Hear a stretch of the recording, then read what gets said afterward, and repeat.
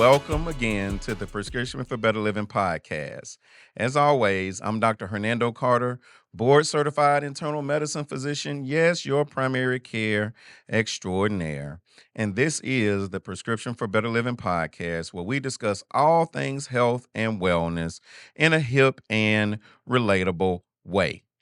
If this podcast has entertained you, informed you, helped you, or blessed you in some way, you know what we need you to do. We need your support.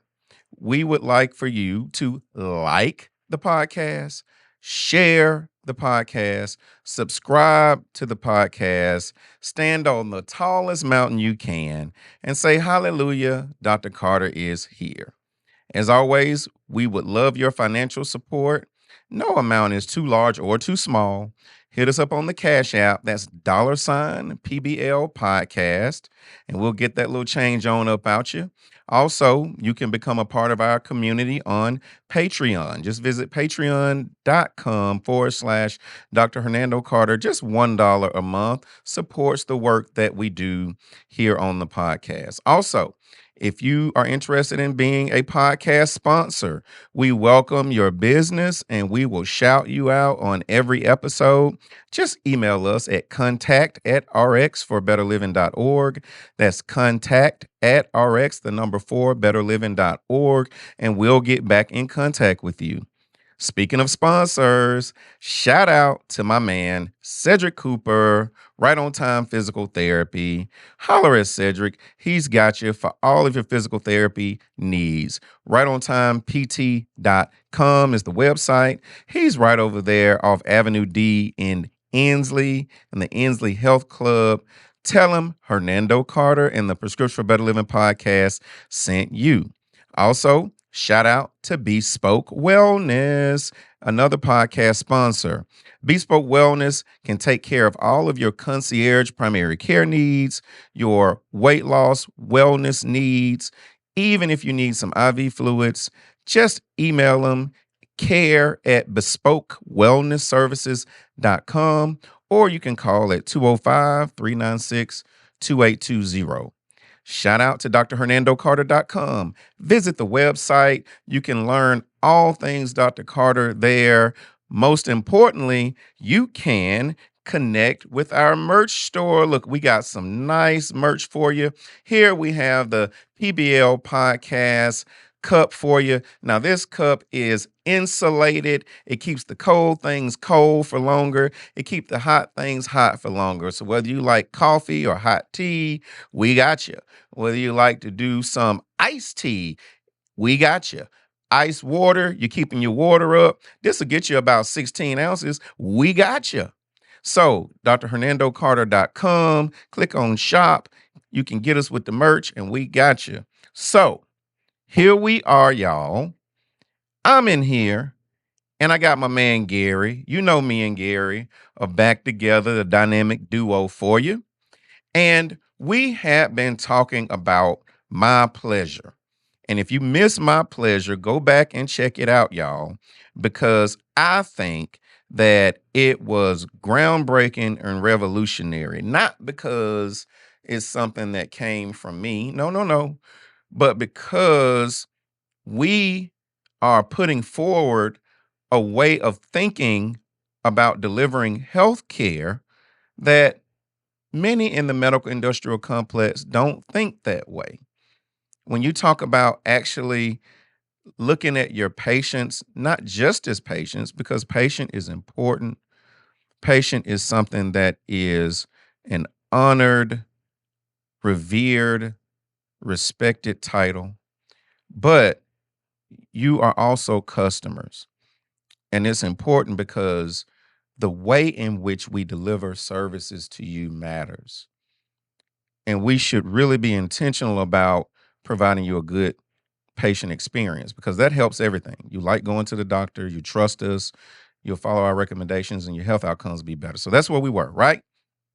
Go back and check that out. It's time to pivot. You know, I'll pivot in a minute.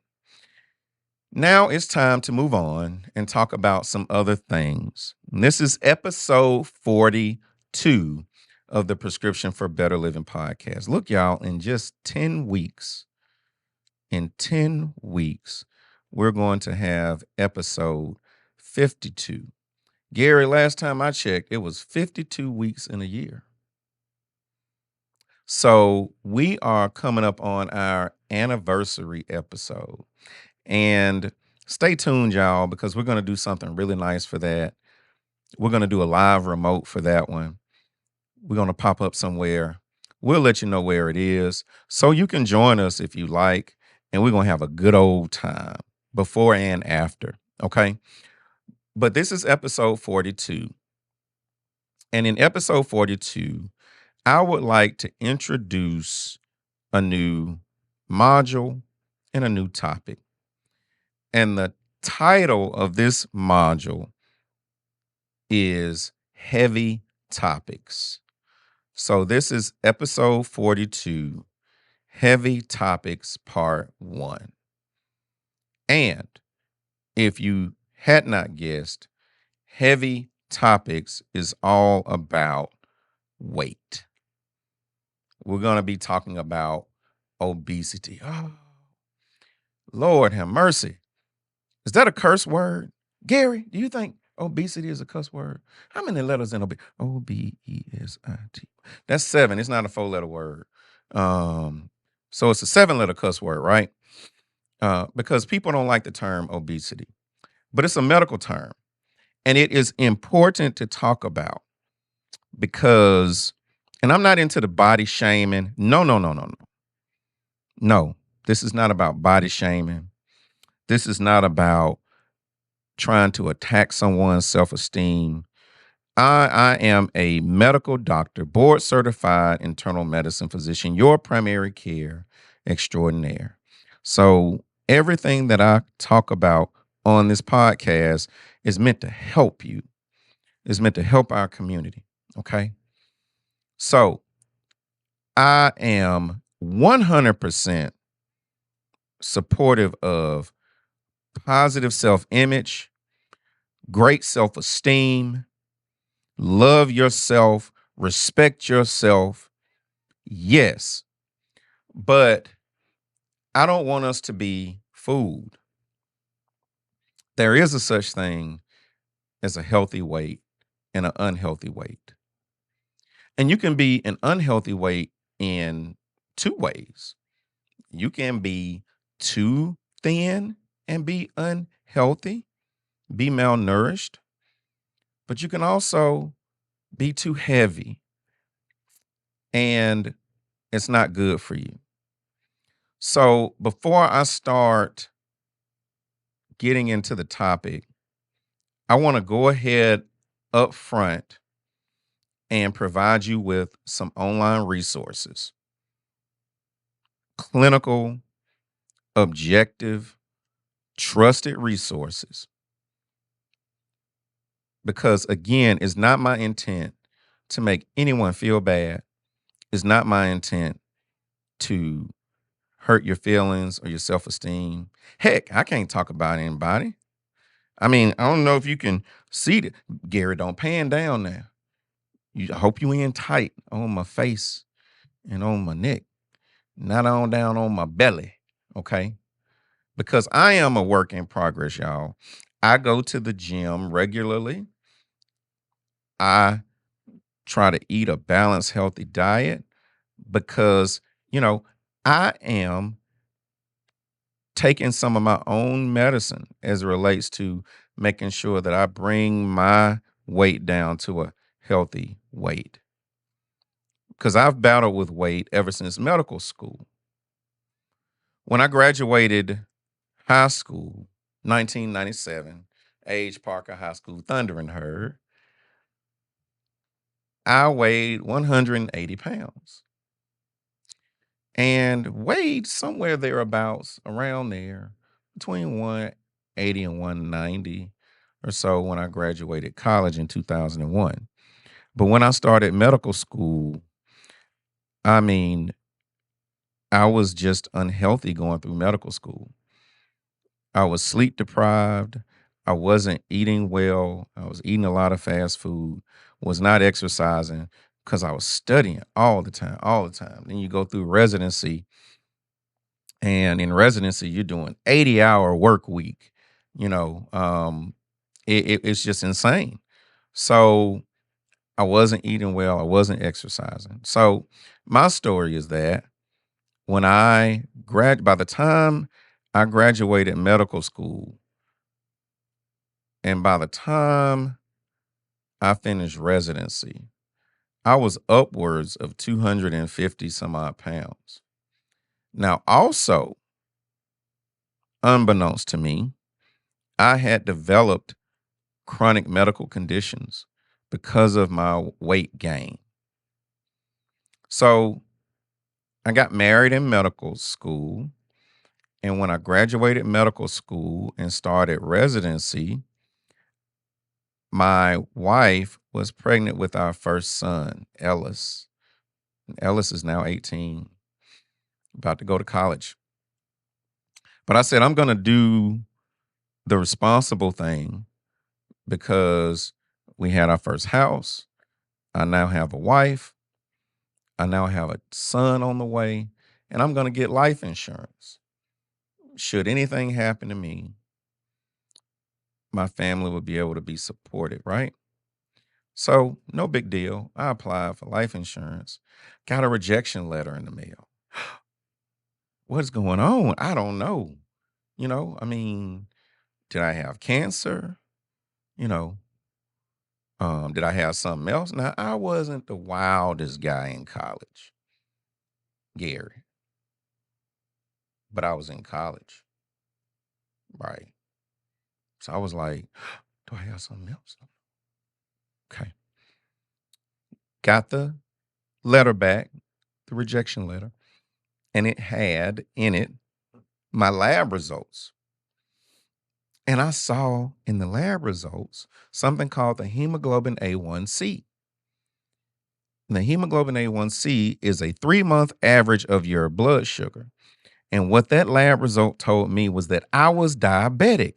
I had no symptoms whatsoever. Didn't know it. Just walking around, beep bopping around, high blood sugar. Not only that, cholesterol was up. So I had been living a sedentary lifestyle. I was not eating healthy. I had gained from 180 to upwards of 250 pounds, and I become diabetic and high cholesterol. Then I messed around too. You know what else weight gain will do for you, Gary? Got that reflux. Ooh, that reflux. Acid reflux. So that started my now what is lifelong journey and battle with weight. And I'm proud to say that I'm down um, over 25 pounds, but I'm still working at it, right? And I still have a goal because I understand that if I want to live a long, healthy, vibrant, independent life, then I have to have my fitness and my nutrition and my health at a certain level. So I said all that to say, y'all, that this isn't me talking at you, right? This isn't me judging you or preaching at you. Again, beating you up, trying to make you feel bad. No, no, no. We talking about this together. Okay?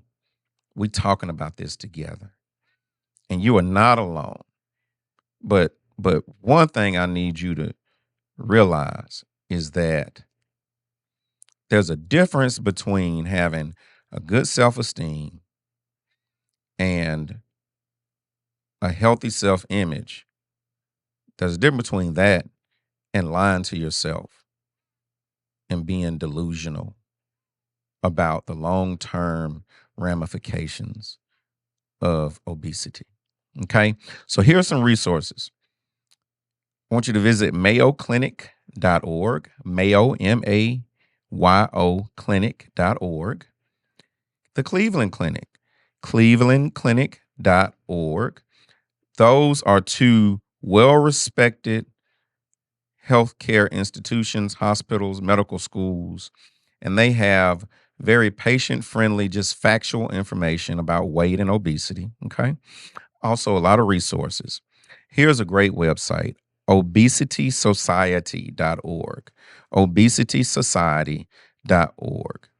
And they have actually several downloadable links where you can download PDFs with all kinds of questions about weight, weight loss, weight medications, anything you can think of dealing with weight.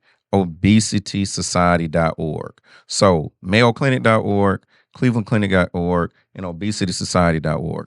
And I wanted to give you those resources up front in case, as I proceed through the rest of this, you decide to shut me off and turn a deaf ear and can't hear anything else I say. That's fine.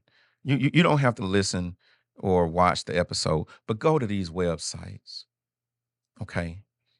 And maybe they can say it more eloquently and more clinically than I can, okay? So, how do we determine whether someone is underweight, a normal weight, overweight, or obese? I'm glad you asked. We do it by calculating what's called the BMI. BMI. What's the BMI, Hernando? BMI stands for Body Mass Index, okay? And it is a ratio of your weight and your height. So here's how you can calculate your BMI. You know how tall you are, right? In inches and in meters. And you know how many pounds you weigh, or you can weigh yourself.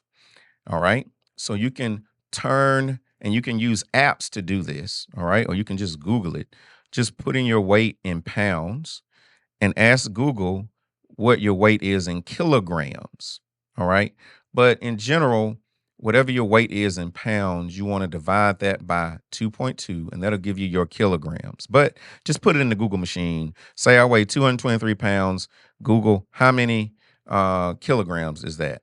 And then you can say, Google, I am 6 feet 1 inch. How many total inches is that? And how is that in meters? Okay. And then it's a ratio. All right. So BMI, so if you see that on your paperwork from your doctor's office, your discharge summary, or in your patient portal, this is how it's calculated. And here are the ranges. Underweight, we talked about you could be too thin and be like at an unhealthy lower weight. So underweight BMI is less than 18.5 BMI. That's underweight. That is unhealthy. Normal weight is a range of a BMI between 18.5 and 24.9. 18.5 and 24.9. That's normal weight. Overweight. That is a BMI between 25 and 29.9. Overweight. Okay. So if you're in that overweight range, it's time to really get to working on losing weight, because remember we said that BMI is a ratio of weight and height. And if you are watching me, you know what my avatar is for my audience. You are an adult. All right. The majority of you, about greater than 50% of you, are male. Okay. And you are around about my age or a little older. That's the vast majority of you. So if that's the case, you ain't getting no taller, homie. Mm-mm. Mm-mm. You can stretch, you can try to stretch yourself every night and get stretch bands, and you can take all this stuff, these growth supplements and everything, and they might help you grow out, but they ain't gonna help you grow up. Mm-mm. So right about now, most of you in my viewing and listening audience, your height is set. So there's nothing you can do about your height as it relates to your BMI, but you can do something about your weight. Okay. And that's what we're zeroing in on. So if you are in that overweight, 25 to 29.9, time to get hammering at that weight to get under uh, the overweight BMI and be normal. Obesity. Look, when people use the term obesity in a clinical sense or just in general, nobody's trying to dish you, okay? Nobody's trying to insult you. That is a medical term, obesity, all right? And it's a medical condition. So obesity is a BMI of 30 or higher. And once you get to obesities, there's different levels of obesity. We call them classes. You have class 1 obesity, class 2 obesity, and class 3 obesity. And the higher the number, the class, the higher your BMI and the more obese you are. So class 1 obesity ranges between 30 and 34.9. Class 2 obesity ranges between 35 and 39.9.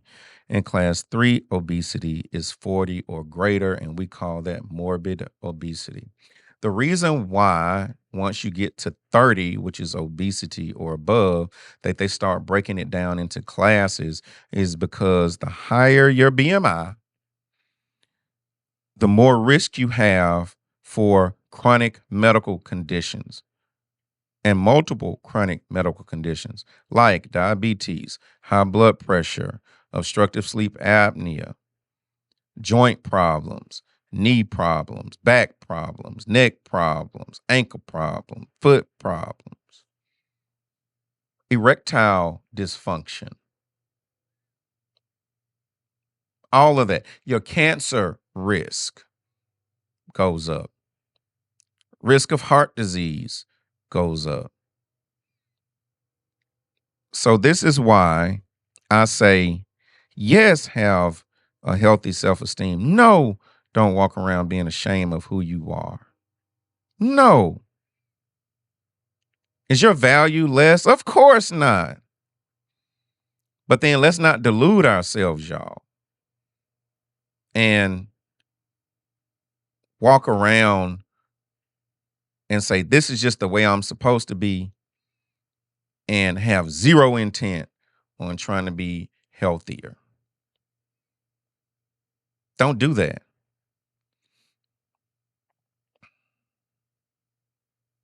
You know, y'all loved Lizzo. She first came out. Yes, queen. Yes, girl. Then some of y'all start talking about Lizzo when Lizzo went to losing weight and trying to lose weight. Why we do that? Lizzo trying to be healthy. She trying to live. Life expectancy drops the heavier you get.